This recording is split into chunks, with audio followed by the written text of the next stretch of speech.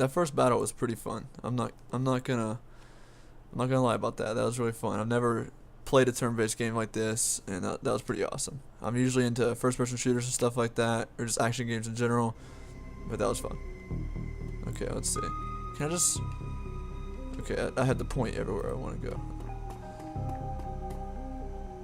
I'm in the back. Should I click on that or just keep walking? Okay, I'm gonna keep walking. Yeah. Okay. Uh-oh.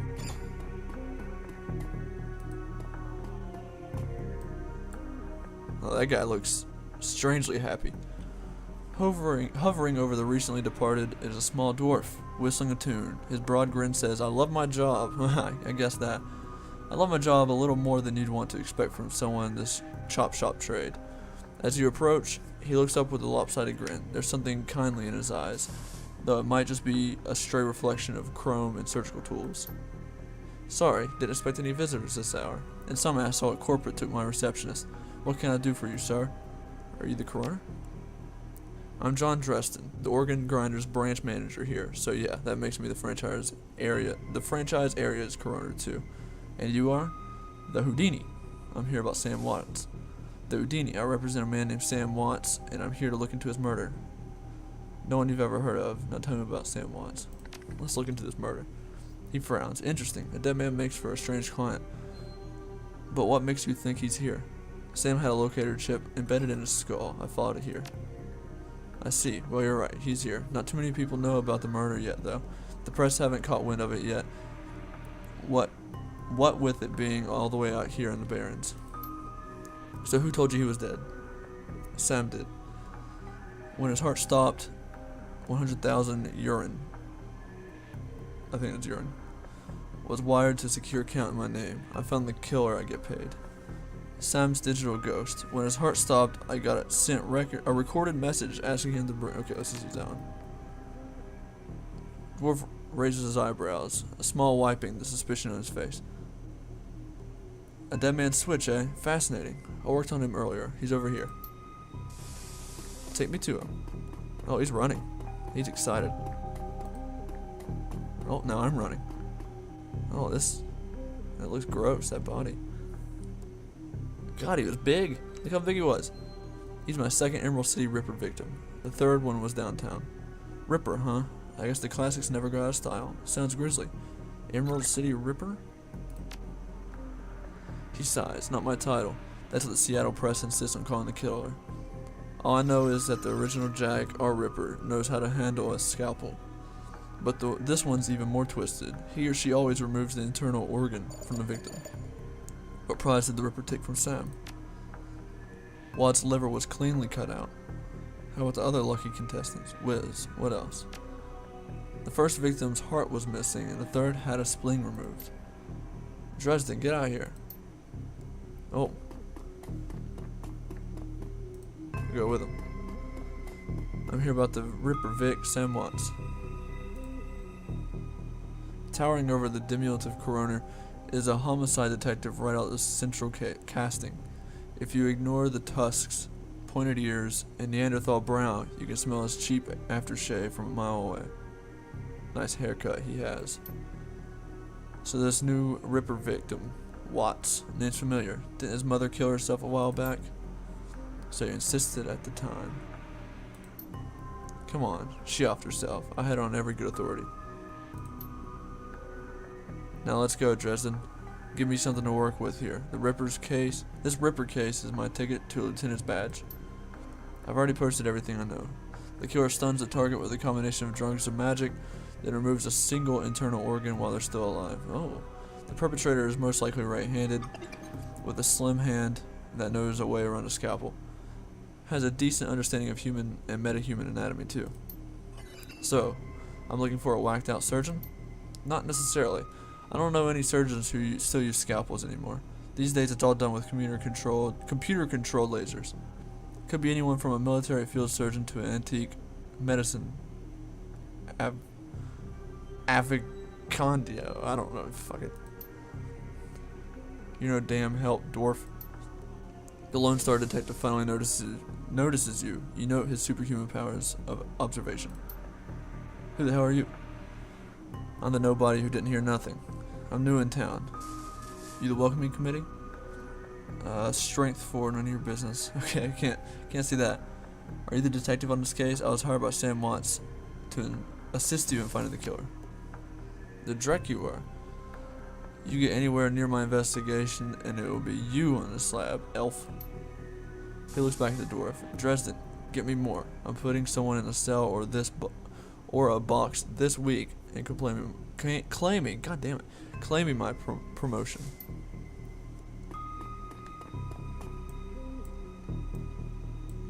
Let's talk to Dresden.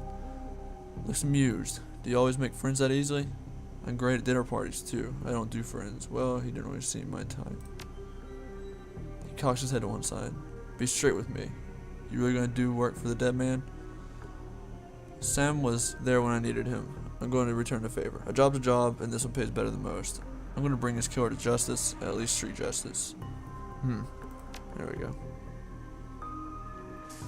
Fascinating again. Detective McCluskey isn't interested in anything but Detective McCluskey. He'd convict his own mother if it meant another 10 nuyen a week on his paycheck. Excuse me. Plus, he's on the take. Dresden pauses, considering. You have honor after a fashion. I try to honor the dead in my work, so we have that in common. What can I do to help you? On the take. Who's paying this old to hold his leash? What was that McCluskey said about Sam's mother? What are organs worth these days? Who still uses scalpels? I just need to know one more thing. Where was Sam killed? Karma gain too? Sweet. Okay. Dresden looks up at you intently for a moment before speaking. You know, I might be able to do you one better. Why don't you poke around those body lockers in the back and see if you find anything useful? Okay then. I'll go do that. Do you know where the murder site is or not? Dresden says nothing, a sly smile across his face as he turns back to his work, whistling a tune. Okay. Oh, he's running again. Alright, so where am I going? To the lockers? Let's go investigate Sam's body first. Sam's body is half covered by a sterile surgical sheet, his face an ashen white for the first time without a smirk on it. Below the chest, there's a small pencil-thin incision covered in dry blood. Beyond that, the corpse is immaculate. It was seen that the killer knew exactly what he wanted from him and took it. Next to Sam are several plastic envelopes containing the evidence found on his body. You can examine evidence through the bag without spoiling it. Look at the business cards, look at the cred stick, purple shirt, handwritten note. Let's go with the purple shirt. It's Sam's shirt. Several of the buttons are missing and blood has thoroughly soaked it. The bag sloshes a bit in your hand. Let's look at the business card. Excuse me. Moving things around, you can make out it's a card from the place called the Seamstresses Union. There is something handwritten on the back, but blood has made it illegible. Let's see. Let's look at the cred stick. It's a standard cheap, unsecured cred stick. No way of knowing what it was without slotting it. Okay, I'll take it. Oh. Okay. Got some money. Look at the handwritten note. Okay, Sam. I feel terrible that we have been long to say I'm sorry. See you there. Love, Jessica. Okay, put down the evidence bag.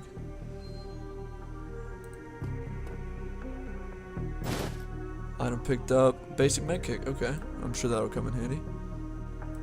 Let's go check out this place. There you go. Take your time. Another basic med kit. Okay. Dock wagon. Basic trauma kit. Okay, so this, I'm sure all that will help me in combat, most likely. Now let's go check these lockers. Cold storage drawer is labeled John Doe, but the internal thermostat is set to 21 degrees Celsius. Open the drawer. Okay, the cold storage drawer opens to reveal the fully clothed body of a man, arms folded across his chest. In addition to sporting some of the brightest orange hair you've ever seen, the body seems to be in very good condition. Whoa, easy there. Oh, is he alive? In one quick move, he jumps down from the drawer and stands before you. For someone who just woke up in a morgue locker, he seems unfazed and pretty well put together. He spotted data jack drilled into his temples and some shamanistic tattoos peeking above his collar. Interesting combination. I told John to wake me up at 6 in the morning. Is it 6 yet? It doesn't feel like 6 yet. Sorry, didn't expect you to be so alive. What did I look like? A damn alarm clock? You were just sleeping in a freezer for dead people. Let's do that one. Don't tell me you haven't considered it. Cheaper than a coffin hotel. And the service is just as good. Well, so much for a good night's sleep. On the plus side, I noticed you haven't killed me yet, so that's good. If you aren't after me, then what's your story? The latest Ripper victim, do you know him? Sam, eh? Glad someone cares. We used to drink together every now and then over at the Union. Decent enough guy. Always in trouble over something or other, though. Jack yells towards the other side of the room. John, is this guy cool? Yeah, he's on the level, working for Sam. Believe it or not. Some sort of dead man's switch. I thought you could help him out, maybe. Even stop moping around the shop all day. Thank you for volunteering me. He pauses. Might be sizing you up, but it's hard to tell behind those shades. Alright then, the name's Jake. And you are? Call me the Houdini. Nice to meet you. Well, it sounds like you're taking a dive into the deep and in here. John's right. I might be able to help you out. I was with Sam the other night, the night of the murder. Poor guy. He was hanging out at Seamstress's Union that night, tripped out and rowdy. I've been laying low there for a few days after the bad run. Miss Kubota asked me to throw Sam out, so I did. But out in the alley, some gangers got to the jump on me. He winces. Damn. Maybe I need some soy calf after that. John, could you grab me a cup? Get your own damn cup. My hands are dirty anyway. Now what's wrong with the intestine? You hear a loud squelching sound as Dresden continues his work. Thanks, John. You're a real pal. Anyway, there's a big fat corp bounty on my head. Like I said, my last job didn't exactly go according to plan. Out in the valley, a few Halloweeners got the jump on us. Damn gangers thought they could turn a quick profit off my head. Jake smiles, and you get the impression that didn't work out so well for the gangers. Sam stumbled off during the fight, though, and that's the last I saw him, until he turned up here, dead on arrival. Reminds me of my last day in this place. You've done this before? Great, so you don't know anything about his death. I know they found his body a block away from the Union, just lying there in broad daylight. That's the Barrens for you. Jake looks down, his expression is masked by chrome and crimson glass. Shame, though. Wish I'd been there, if those slacking gangers hadn't come along. Tell you what, you look like you can handle yourself in a fight. I could use some backup to settle the score with those Halloweeners out there. Their leaders got the whole gang searching the Barrens for me. I need to get rid of that asshole. In return, I'll take you to the place Sam was murdered. It's not safe to hit these streets alone at night anyway. Trust me. Jake eyes you up and down. And maybe I'll throw in some decent supplies while we're at it. What do you say? I do like a bit of street justice every now and then. Alright, Jake, count me in.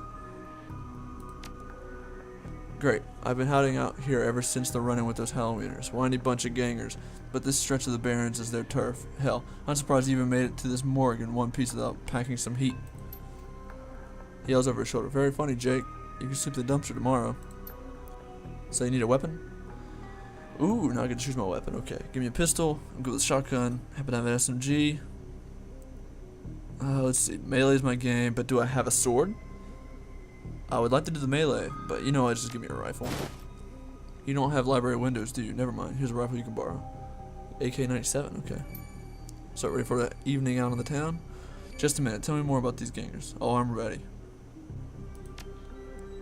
I'll follow your lead. The Halloweeners aren't looking for you yet.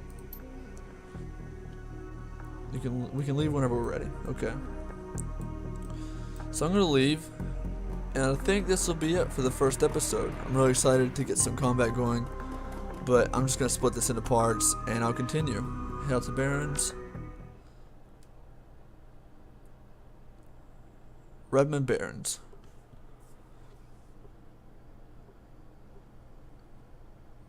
Okay, I guess I'll read this. Run into the Seattle sprawl, and sooner or later you'll find yourself in the Redmond Barrens. It doesn't matter your business if the Barrens doesn't like you. Take one part radioactive wasteland, 3 parts dog eat dog slum, add a dash of tourist trap, and you've got a recipe for mean as hell. You leave the sanitized death and formaldehyde of organ grinders behind, entering the anarchy and desperation of the streets.